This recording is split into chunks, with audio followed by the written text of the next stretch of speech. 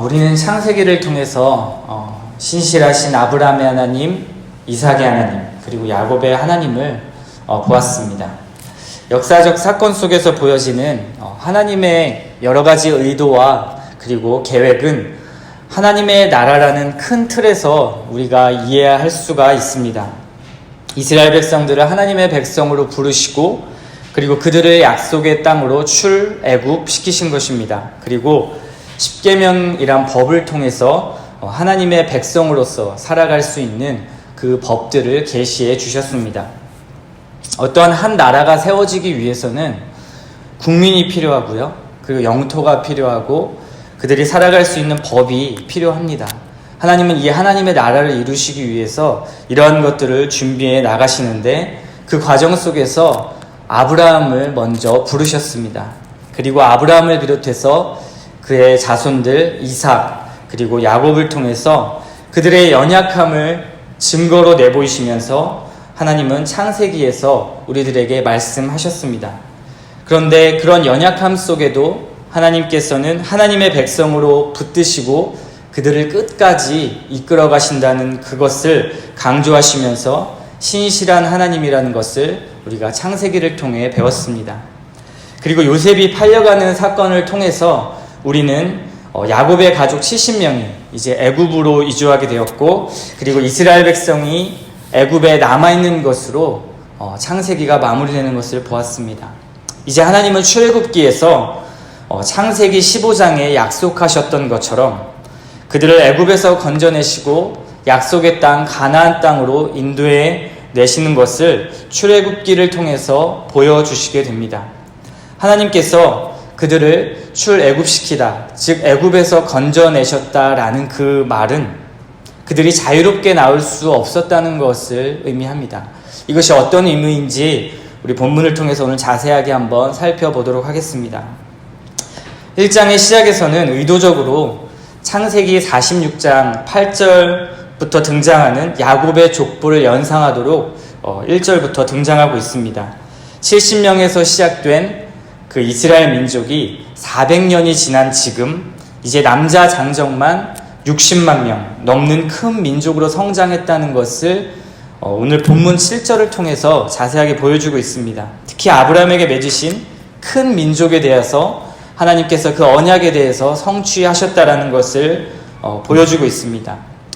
이로 인해서 두려움을 느낀 애굽 왕 바로는 이스라엘의 생육과 그러한 번성을 막기 위해서 고된 노역으로 이스라엘 백성들을 막아보려고 합니다. 인간의 생존 법칙인 노동을 통제해서 과중에 과중을 더하기 시작한 것이 바로 바로의 정책이었습니다. 더 나아가서 이스라엘의 인구를 조절하기 위해서, 줄이기 위해서 남자아기가 태어나면 모두 죽여버리라는 아주 과한 악랄한 정책을 펴나가면서 이스라엘 백성들을 옥죄 나가기 시작합니다. 이때 아기를 받아내는 히브리 산파들은 이러한 정책에 반대하는 행동들을 용기 있게 합니다. 1장 17절에 보니까 산파들은 하나님을 두려워했다 이렇게 말씀하고 있습니다. 당시 최고의 강대국이었던 이집트의 왕 바로의 말을 거역하고 하나님이 두려워 애굽의 왕의 명령을 거역했다고 말씀하고 있습니다. 여러분 한번 보십시오. 이 결과가 어떻게 되었습니까? 산파들에게는 그 이후의 말씀을 보면 집안이 흥왕하게 되었지만 사실 더 하나님의 큰 그림이 이스라엘 백성들에게 있었습니다. 그것이 무엇이냐면 그들을 향한 창세기의 생육과 번성하라의 그 명령처럼 그리고 아브라함을 통해서 이루어질 큰 민족을 바라보셨던 것입니다.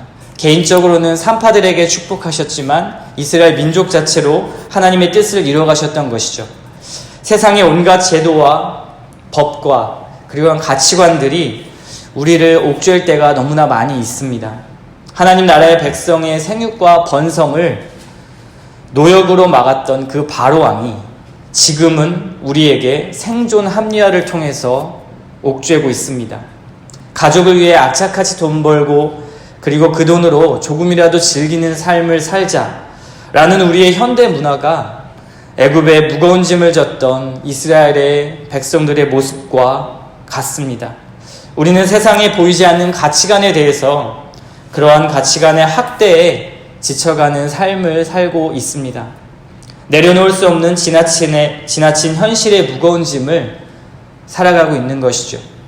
그럴 때 이스라엘 백성들이 고된 노역 가운데 하나님께 부르짖었던 것처럼 우리도 하나님께 부르짖으며 기도해야 할 이유가 바로 여기에 있습니다. 그리고 당당하게 히브리 산파처럼 하나님을 두려워하는 것입니다. 세상 왕의 두려움이 아닌 하나님을 경외할 때 우리의 삶이 오늘 본문 20절에 나타내듯이 히브리 산파에게 베푸시고 임했던 그 은혜로 우리를 지키시고 흥왕하게 만들 것입니다. 이런 과정 속에서 걸출한 성경의 인물 한 사람이 등장을 합니다. 바로 이스라엘의 출애굽 지도자 모세입니다. 2장으로 넘어가면 모세는 그의 어머니 요게벳을 통해 태어나게 됩니다. 재미있는 것은 2절 말씀을 읽다 보면 잘생긴 것을 보고 그를 숨겼다라고 말하고 있습니다. 바로가 히브리 막 아들들을 죽이는 엄청난 상황 속에서 잘생겨서 숨겼다라는 말이 저는 본문을 읽으면서 조금 의아했습니다. 자기 자식이 잘생겨 보이고 이뻐 보이지 않는 부모가 과연 어디 있을까? 제가 보기에 제 딸은 이제 막 6개월인데요.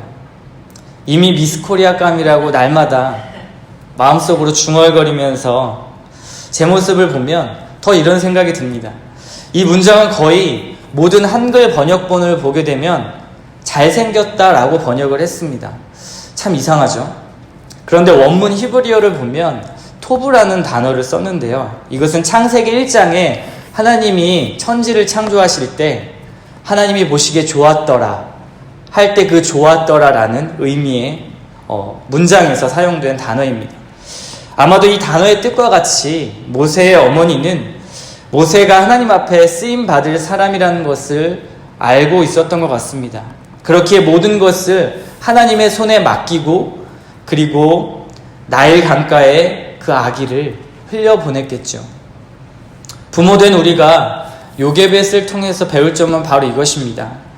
하나님이 주신 자녀는 하나님에게 맡겨야 합니다. 자녀를 움켜쥐었다면 아마도 모세는 바로 왕에게 죽었을지도 모릅니다. 그러나 나일강 속에 나의 좌절과 절망 그리고 그 요게벳의 기대를 내려놓고 하나님의 일하심을 보았던 것입니다. 결과는 모세를 죽이려 했던 그 바로 왕의 딸로 생명을 건지게 됩니다. 그뿐 아니라 모세는 졸지에 가장 어린 사형수에서 가장 멋진 왕자의 자리로 신분이 바뀌어지게 됩니다. 모세가 결국 이 자리를 떠나서 하나님의 종으로 부르심에 순종했다는 점에서 우리는 왕자가 되었다라는 그 결과에 주목할 필요는 없습니다. 하나님이 이렇게 스펙타클한 하나님이십니다. 그러니 날마다 우리가 하나님을 기대하지 않을 수 없지요. 오늘도 하나님의 하실 일들을 기대하십니까? 우리는 하나님을 기대하고 기다리는 삶의 여정의 반복입니다. 모세는 자신의 동족을 친 애굽 사람을 죽이고 나서 졸지에 왕자에서 살인자로 미디안으로 피신을 하게 됩니다. 그리고 그곳에서 이드로의 딸들을 도와주면서 이드로의 딸 십보라를 아내로 맞이하게 됩니다. 그렇게 미디안의 생활을 하는 동안 애굽의 왕은 죽게 되었고요. 그리고 이스라엘 백성의 고된 노동과 탄식은 더 과중되어 지속되었습니다. 하나님은 이제 일하실 때가 되었다고 생각을 하시고 모세를 불러내시는 것으로 3장이 연결이 됩니다. 3장에서 하나님은 광야에서 양을 치는 모세를 호렙산으로 부르십니다. 그리고 애굽의 고통 속에 있는 이스라엘 백성들을 모세의 너를 통해서 꺼내시겠다라고 말씀하십니다. 하나님이 이때 모세를 부르시며 하셨던 말씀은 아브라함과 이삭과 야곱의 하나님임을 천명하십니다. 그리고 12절에는 모세야 내가 너와 함께 있겠다. 그러니 너는 나를 믿고 애굽으로 가라. 이렇게 말씀하시는데도 모세는 그 명령에 단번에 순종을 하지 못합니다. 하나님과 모세와의 이런 실갱이가 4장에서도 계속해서 이어집니다. 모세는 하나님께 상당히 이성적으로 반박을 합니다. 그들이 무슨 근거로, 이스라엘 백성들이 무슨 근거로 하나님이 모세 너에게 나타났다는 것이냐 라고 만약에 묻는다면 모세는 할 말이 없다는 것입니다. 그렇게 하나님 앞에 변명합니다. 그때 하나님은 지팡이가 뱀으로 변하는 기적, 그리고 나병이 치유되는 기적을 통해서 표징을 보여주라고 하십니다. 그럼에도 모세는 믿지 못하고 세 번째 핑계를 댑니다. 하나님, 저는 말을 잘 못하는 자이기 때문에 보낼 만한 자를 좀 제발 보내주세요. 과연 자신은 못한다고 말하는 모세를 성경은 겸손하다라고 표현할 수 있는 것일까요? 아니요. 이것은 하나님을 신뢰하지 못하는 모세의 모습을 보여주고 있는 것입니다. 사람들을 두려워하고 세상 왕을 두려워하는 모세의 모습, 그러한 연약한 모습입니다. 모세의 모습에서 저를 발견하게 됩니다. 하나님, 현실적으로 불가능한 일입니다. 제발 상황을 좀 봐주세요. 아무리 생각해도 이것은 답이 없습니다. 저도 말씀은 너무나 많이 들어서 잘 알고 있습니다. 아브라함도 이삭도 야곱의 하나님이란 것도 잘 알고 있지요. 그런데 이것은 못 믿겠습니다. 아니요, 믿긴 믿는데요, 제가 할 일은 아닌 것 같습니다. 라는 고백을 할 때가 참 많이 있습니다. 이것이 우리의 모습이 아닐까요? 이 연약함에도 하나님은 모세를 계속해서 콜링하십니다. 이러한 부족한 가운데서도 하나님은 이들을 백성 삼으시고 나의 아들이라, 나의 딸이라 자녀 삼으시고 우리를 부르시는 것이지요.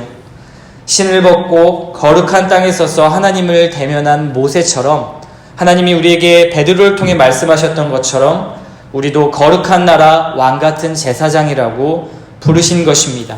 이 은혜가 얼마나 놀랍습니까?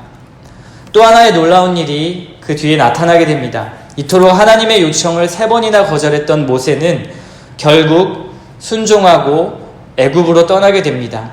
그런데 애굽으로 가는 길에 하나님은 갑자기 모세를 죽이려고 하시는 모습을 본문을 통해 보게 됩니다. 정말 이해가 안 되지요. 갑자기 4장 24절에 툭 튀어나온 하나님의 그 돌발적인 행동. 그래서 모세는 죽을 뻔하게 됩니다. 그런데 아내 십보라의 빠른 대처로 목숨은 건지게 됩니다. 그 대처가 무엇이었습니까? 모세의 아들들의 포피를 베는 것이었습니다. 다른 말로 하면 할례를 하는 것이었지요. 당시 가장 중요했던 그 할례에 대해서 순종하지 않았던 그 모세를 하나님은 죽이기까지 하시려고 했던 것입니다. 좀 과하다 싶을 정도의 하나님의 반응이었지요. 도대체 수없이 너를 쓰겠다 불렀던 그 모세를 이제 와서 갑자기 죽이려고 하셨던 그 이유는 무엇일까요? 그 의미는 이렇습니다. 할례는 하나님의 백성과 자녀가 되는 그런 외형적 증표였습니다. 이제 하나님의 장남인 이스라엘의 지도자로서, 대표자로서 애굽에 부임하는 모세가 자신의 아들 장남에게 할례를 행하지 않았던 것은 모세의 큰 실수였습니다. 이 사건은 후에 출애굽 장자 사건에서 나타날 유월절 사건을 미리 예표하고 있기도 합니다. 유월절 양의 피를 문설주에 바름으로 하나님의 심판에서 구출되는 것, 그 장면은 이 피를 통하여 생명이 보존되는 것을 나타내는 것입니다. 바로 구원의 역사가 일어나려면 이러한 필요했던 과정이었던 것이죠. 이제 4장의 마지막에서는 아론을 통해서 이스라엘 자손에게 하나님의 말씀을 전하게 됩니다. 그리고 그 백성 앞에 이적을 행함으로 백성이 모세의 말을 믿게 되고, 그리고 4장이 마무리가 됩니다. 하나님의 일들은 모든 것이 이유 없이 그냥 행해지는 것은 없습니다. 하나의 작은 사건도 또 우리 인생 전체의 삶도 하나님이 다스리고 절대적으로 통치하는 삶입니다. 하나님의 이해할 수 없는 그 일하심이 시간이 지나고 돌아보면 얼마나 큰 은혜였다는 것을 우리는 깨닫게 됩니다. 우리가 이해할 수 없지만 말씀에 신실하신 하나님이시기에 그 죄와 법을 간과하실 수 없으셨던 것입니다. 그 삶이 우리에게도 충분히 적용되고 있다는 것, 그러기에 예수를 보내셔서 우리를 하나님의 자녀로 삼아 주셨다는 것은 오늘 이 말씀을 통해서 다시 한번 생각해 보게 합니다.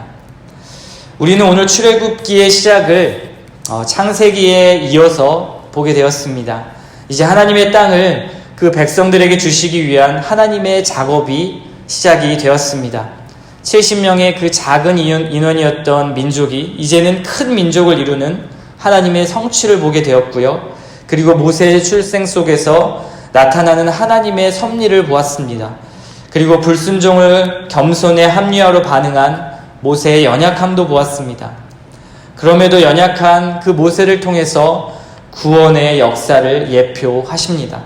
이제 우리는 출애굽을 통하여 하나님의 놀라운 드라마를 보게 될 것입니다. 이 드라마가 우리 인생의 작은 축소판임을 기억하십시오. 그리고 이스라엘의 광야의 그런 어려운 순례가 우리 인생의 순례임을 기억하시는 하루가 되었으면 좋겠습니다. 이 말씀을 토대로 기도 제목을 나눠보고 싶습니다. 첫째는요, 아브라함의 하나님, 이삭의 하나님, 그리고 야곱의 하나님, 그러한 신실한 하나님, 그 말씀을 기억하시고 성취하셨던 그 하나님을 오늘 말씀을 통해서 기억합니다. 제게도 신실하신 하나님, 저도 모세처럼 하나님을 만나고 말씀을 들으면서도 현실 앞에 놓여진 나의 모습을 보며 하나님 순종하게 하여 주옵소서라는 기도를 했으면 좋겠습니다.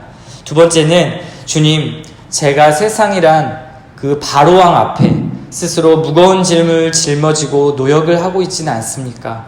주님, 오늘도 기도합니다. 본향의 소망으로 세상 가치의 고된 노역과 그리고 무거운 속박에서 벗어나게 하옵소서라고 두 번째 기도했으면 좋겠고요. 마지막으로 하나님, 모세의 어머니 요게벳과 그리고 히브리 산파들의 믿음처럼 세상 왕에 굴복하지 않게 하여 주옵소서. 하나님을 오히려 두려워하게 하시고 나의 자녀를 나의 이 좁은 손에서 한없이 넓은 나일강 하나님 손에 맡겨드리게 하옵소서라고 자녀를 위해서도 기도했으면 좋겠습니다. 그리고 마지막으로 교회 공간 저희가 확장을 준비하고 있는데요.